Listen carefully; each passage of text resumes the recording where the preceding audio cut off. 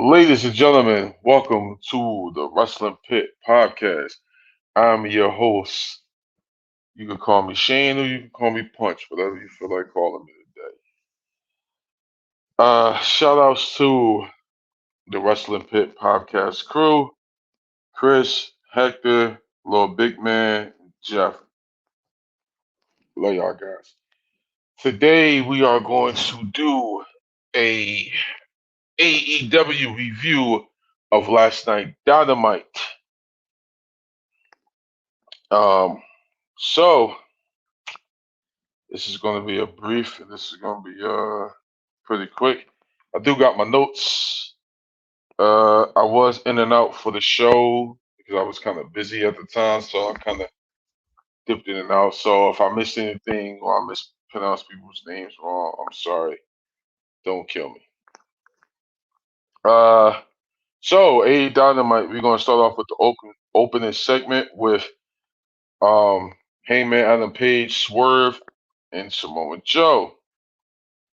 So basically, Page came out. He got a bit emotional. He said that he might not going to be able to make it with the crutch on the side and everything else like that. Um, Swerve came out right after.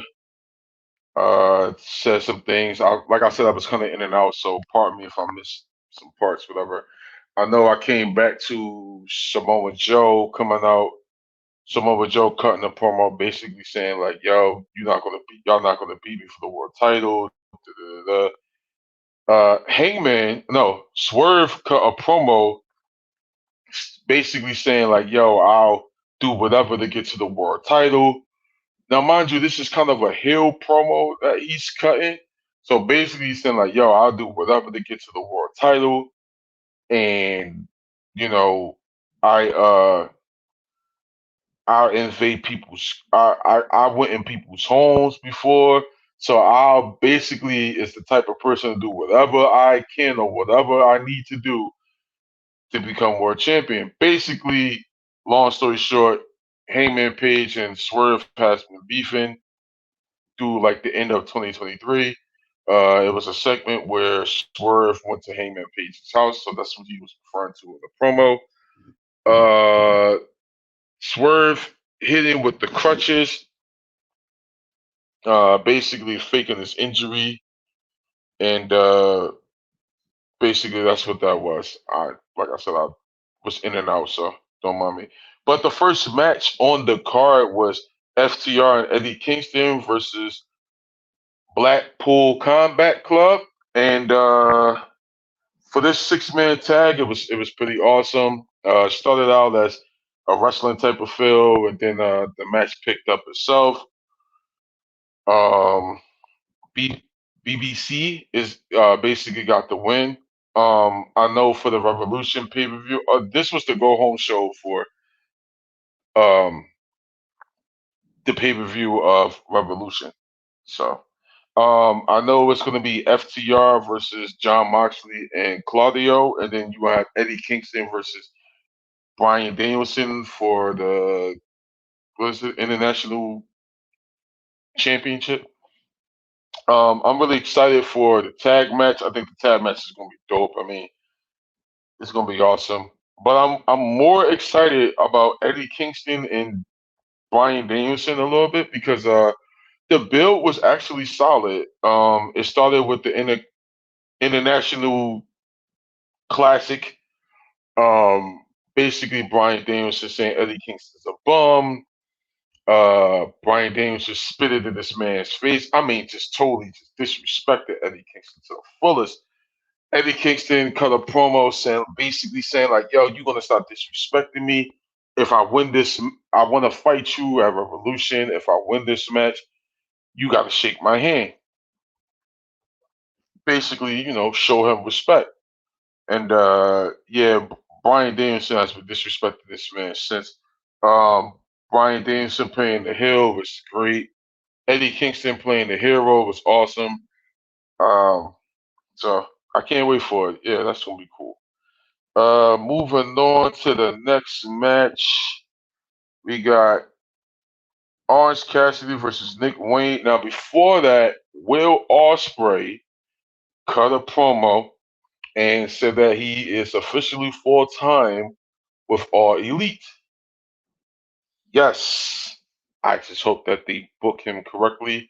Then the Don Callis family came out and he cut a promo for their matchup Revolution. Will it be Will Ospreay and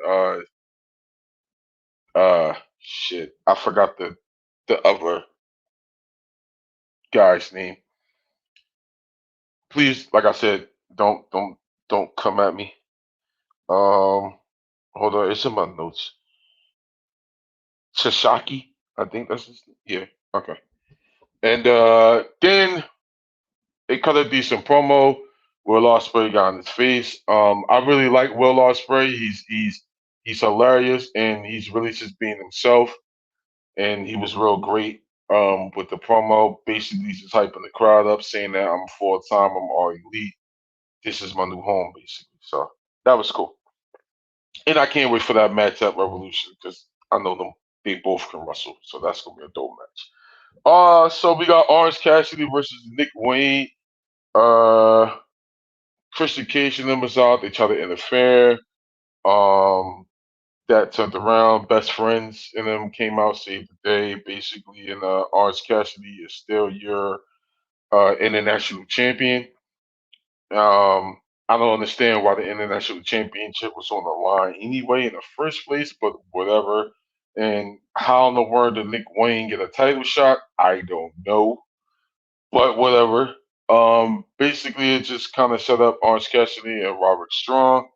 I didn't really see the ending because, like I said, I was in and out. But that rivalry to me, that bill got real cold. I don't think nobody's really feeling it. It's not really no story there. It's basically Robert Strong was just saying like he's coming after the international championship, and Orange Cassidy was like, "Well, I defend the title against basically anybody." So, I know the match is going to be a banger. It's just the build was just cold to me. It was a little cold, so But um, as long as it was a build to it, I don't care because AEW is very known for not telling stories. But we'll get to that in a minute. But also, I know it was a segment in there with the Young Bucks looking for Sting, and they went in this room where there was bats or whatever. And I think it was one of the Young Bucks was saying like, "Yo, you think Sting playing mind tricks?" And it's like, "If I know Sting, yeah." That was funny as hell. But moving on to the next match, which was I think the best match of the night: Chris Statlander versus Sky Blue. Basically the match was solid. I forgot who the hell the black guy name was. That is basically I think managing Chris Statlander and the other guy, Willow, whatever her name is. Um, so basically, he tried basically during the match. The manager tried to get Chris Statlander the chain because the whole story here is for Chris Statlander to get in her inner side and basically start winning by any means necessary. Um, trying to turn the hero to a villain, and she basically turned it away. The referee was distracted. Uh, Julia Hart, which she came out with Sky Blue, basically hit Chris Statlander with the TBS Championship, and that's how Sky Blue picked up the victory. It was a solid match. It was great to actually for these women to get some time and to actually tell a story. I'm starting to like Sky Blue more and more every time she's in the ring. I think she's doing great. Chris Statlander, she is probably one of the best in the business as far as the women's division right now. I would like to see. a more aggressive side of Chris Statlander. I think she's been playing nice too long, and if she wants to win championships and make a name for herself, she has to. The only thing about Sky Blue is I'm not really connected with yet is why did she turn heel in the first place? Because if you're an AEW fan, even when Sky Blue was getting ready to turn heel, when they had that segment when Julia Hart came in the ring, she was basically face to face with Julia Hart. And we never really got an explanation of why Julia Hart and Sky Blue are tag teams together. So if we could kind of sprinkle that in there, I'm okay with that. But cool. Moving on. Yeah, this is where AEW is AEW. You had Chris Jericho versus I forgot the dude's name, but I'm gonna call him Junior. um, so the match, I guess Junior, the father, and Chris Jericho. I forgot the Mexican wrestling company's name. Please, y'all forgive me. It was a long day. I'm exhausted, and I'm trying to just go off of what I watched in and out. Um, I guess there was some history there. I know. I think Chris Jericho and Junior's father was like a tag team. I think it was, or they fought, or something like that. I missed it. But for Junior, they was really like I guess the commentary like, for the match itself, it was a solid match.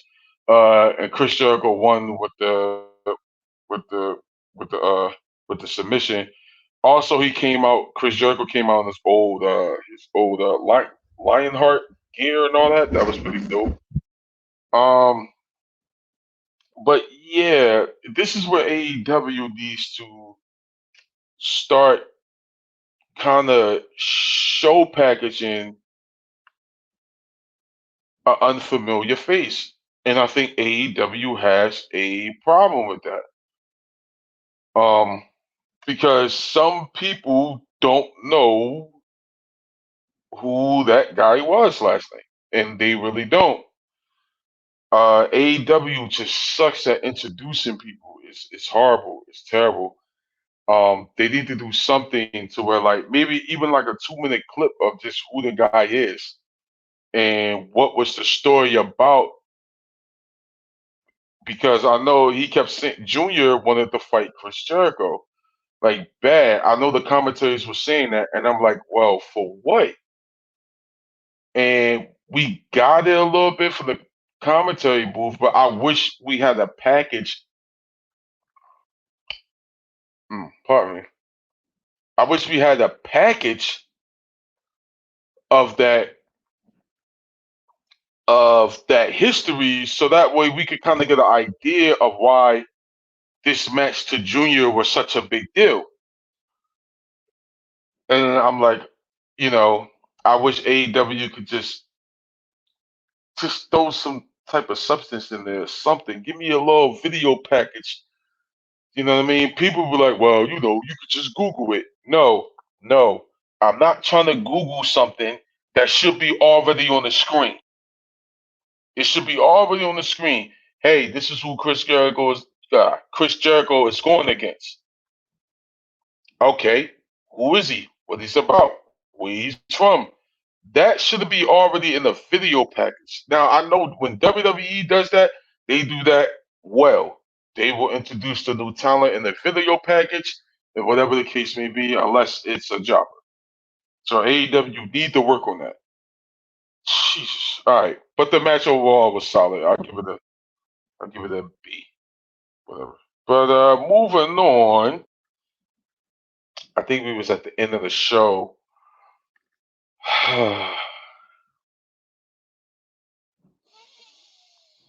Hmm.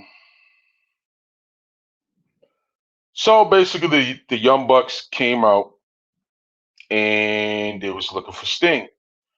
They walked towards the crowd. Somebody had a Sting mask on. It was Darby Allin. Darby Allin comes out. He gets a little offense. The Bucks then all of a sudden had control because it was 2-on-1. Darby was getting beat up. For those that know last week's Dynamite when Ric Flair went in the back with the Young Bucks because Ric Flair was saying that he wasn't he, he wasn't involved enough into the Sting retirement match. Hmm. But as Darby's getting beat up, Ric Flair came out to the ring, and we thought Ric Flair was going to beat up Darby Allin with the Young Bucks. Ric Flair pokes one of the Young Bucks in the eye, tried to get some offense in, and then one member of the Young Bucks hit him with a low blow, and they stomped it for a little bit. Now this was where I felt like I was in like 99, the like 98, 99 Sting. Uh, so after that, the Young Bucks went up the ramp with the because they had baseball bats, and they Sting music's hits, and they thought Sting was going to come through, the curtains or whatever. My man Sting came from the rafters. My man came from the top of the joint, like back in the day. He landed. Sting did his thing. Hit one of the Bucks with a Scorpion Death Drop. Darby Allin, Sting, and Ric Flair. Uh, they stand tall to end the show. So that was basically it. Now here's my goddamn ring. Tony Khan, come this way for a second. And surprisingly, I didn't see the women's. Before I go there, surprisingly, I did not see Tony Storm or damn it, I keep forgetting her name. Please forgive me, y'all. Whatever. Tony Khan, come here, here, bring it here.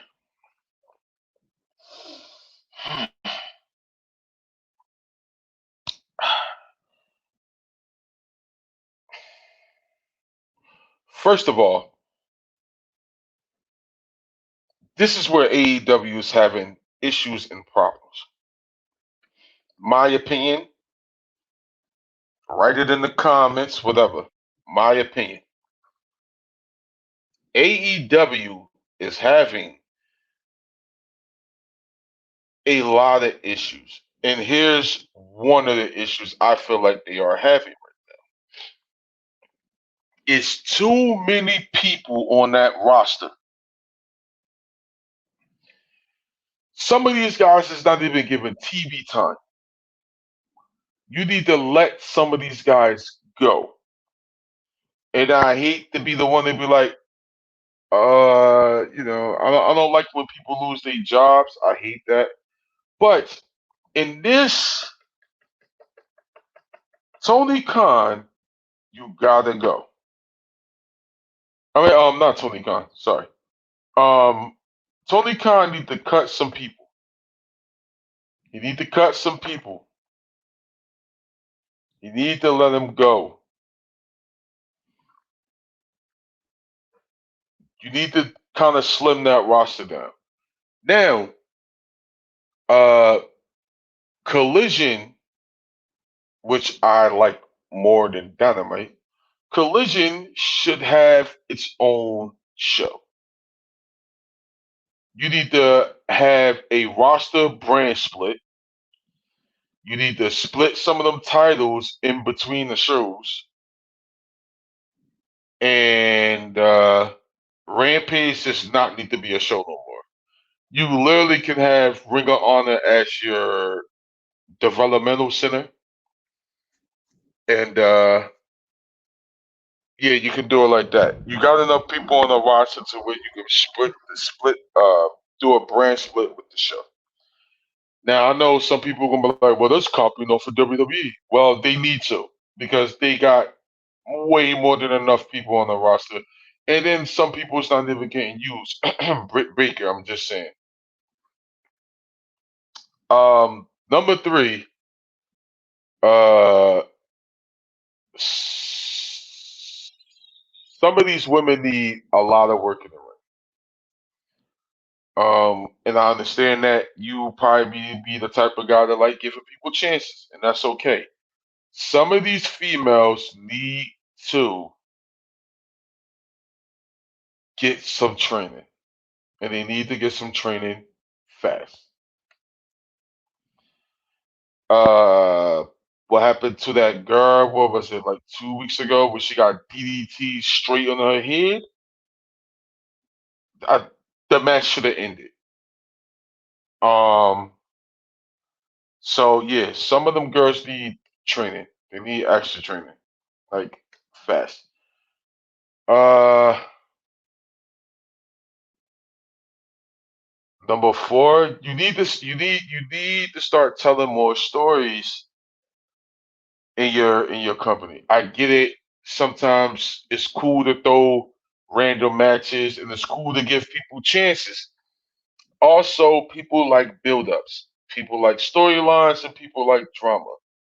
Now, I admit this build-up to Revolution has been pretty solid. This has probably been the best build-up to Revolution in a long time.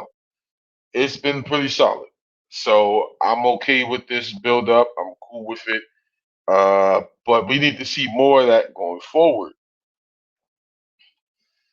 So they definitely need to work on storylines and storytelling and stuff like that.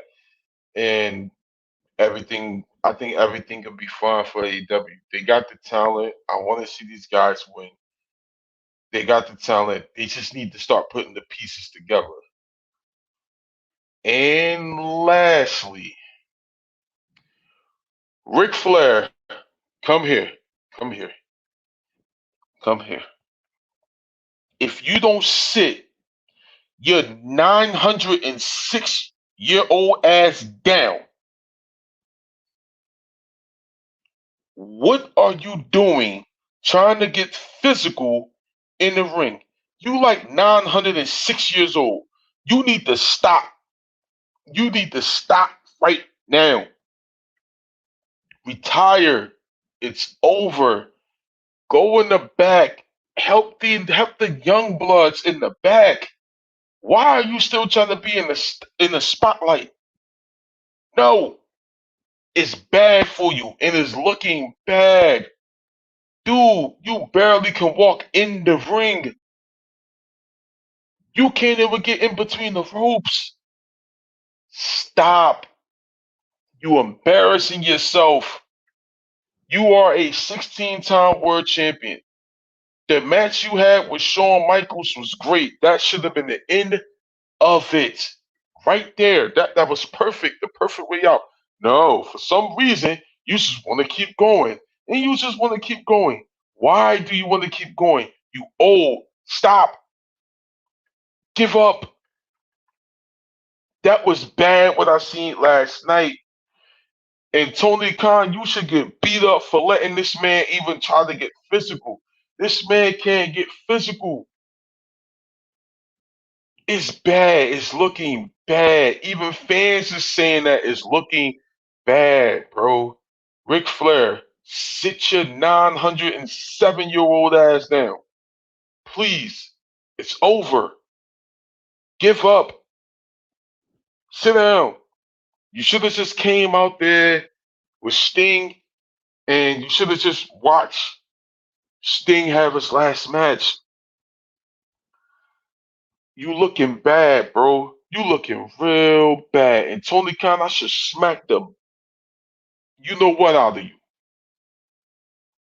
for letting that old man compete or even try to get physical. He's like 912. You kidding me? Are you kidding me? This man's like 912. Stop. Sit down. It's over. Give up.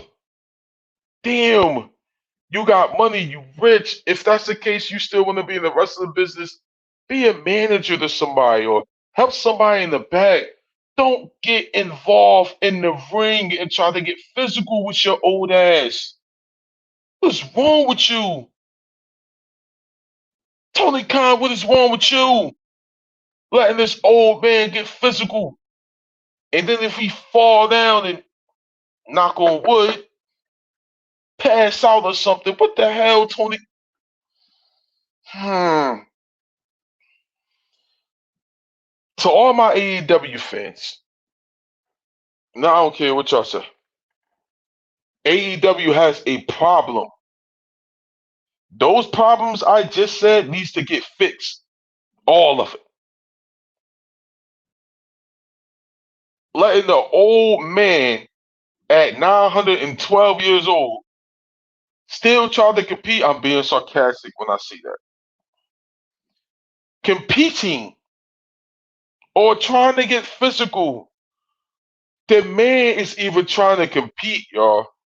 The man is on Twitter inviting 18 to 25-year-old girls, excuse me, in his hotel room. Ric Flair, stop.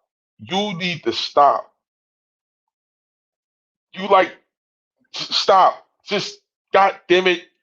You don't need to wrestle. You like 112. You need to stop. There's no more of that. Quit. Give up. Stop.